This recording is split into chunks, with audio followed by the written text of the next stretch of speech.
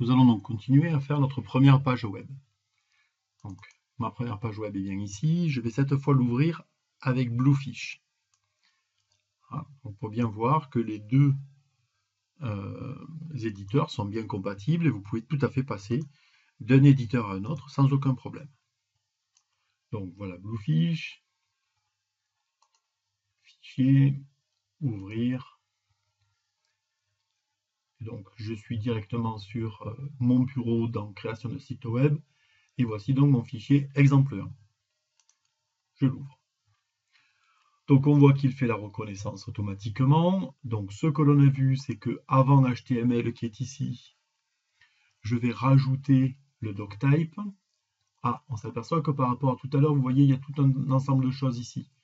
J'ai décidé que j'allais écrire en HTML5, donc il me propose des raccourcis sur le HTML5, et ici il me propose des raccourcis sur le HTML.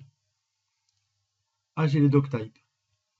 Je peux choisir les doctypes 401 et je vais prendre le doctype HTML5. Il a donc écrit mon doctype HTML5. La deuxième chose que nous avons vue, c'est qu'il fallait que je rajoute la balise méta. Donc, dès qu'on tape, il nous propose les balises en HTML. Et sur notre pad aussi, on a cette possibilité, bien sûr. Je vais donc taper méta, char7 égale UTF-8